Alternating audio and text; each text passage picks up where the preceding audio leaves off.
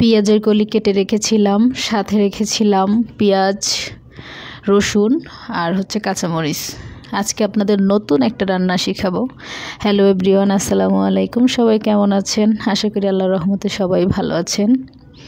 অনেক দিন হলো ভয়েস ভিডিও করি না, আসলে সময় পাই না।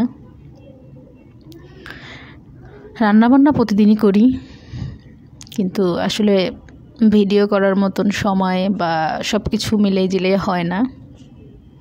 তবে আজকের রেসিপিটা সবার ভালো লাগবে, আর যাদের যাদের ভালো লাগবে অবশ্যই আপনারা একটা লাইক, কমেন্ট, শেয়ার করবেন এবং অবশ্যই বাসায় রান্না করে খাওয়ার চেষ্টা করবেন।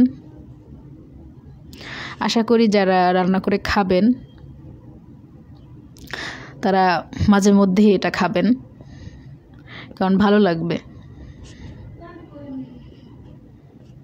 রান্নার প্রসেসিংটা হয়তো আমি ওইভাবে বলে দিচ্ছি না, তবে আপনারা দেখলেই বুঝবেন কিভাবে আমি রান্না করেছি।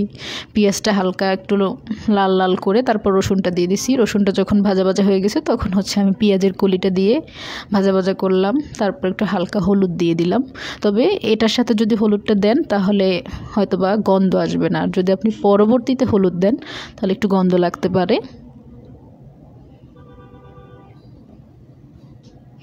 ভালো করে একটু ভেজে নেবেন। ভাজা হয়ে গেলে তারপরে আপনি ভাতটা দিয়ে দেন, দেখবেন যে অনেকটা ভালো লাগবে। তবে আমি ভাতটা কিন্তু কালকের রাত্রে রান্না ছিল, এখন রান্না করে দেই নেই। কালকে রাত্রে যে ঠান্ডা ভাতটা ছিল ওটা দিয়ে আমি রান্না করেছি।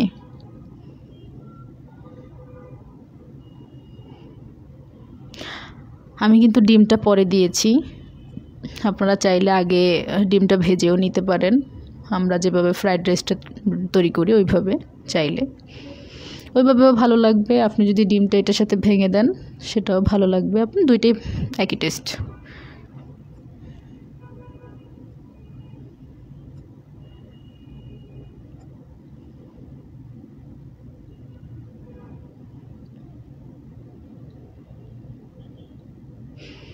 আমি সবসময় নুডলস, ভাত এই টাইপের খাবার রান্না করলে আমি শেষে এই ডিমটা দিই, কারণ আমার ভালো লাগে। কারণ এইভাবে ডিমটা দিলে হয় কি, ভাতের সাথে খুব ভালোভাবে মিশে যায়। নুডলসের সাথে দিলে নুডলসের সাথেও খুব ভালোভাবে মিশে যায়। আমি শেষের দিকে দিয়ে দিয়েছিলাম কাঁচামরিচ ডিমটা দেওয়ার পরে। এই যে আমার ফাইনাল লুক, রান্না প্রায় শেষ। আমি এখন উঠিয়ে নেব। আপনারা যত চাইলে তত ভাজতে পারেন, সমস্যা নেই। যার যেমন ভাজা ভালো লাগে, কেউ আছে পোড়া পোড়া খাইতে পছন্দ করেন, কেউ আছে হালকা ভাজা পছন্দ করেন, কেউ আছে মোটামুটি ভাজা পছন্দ করেন। তবে এটা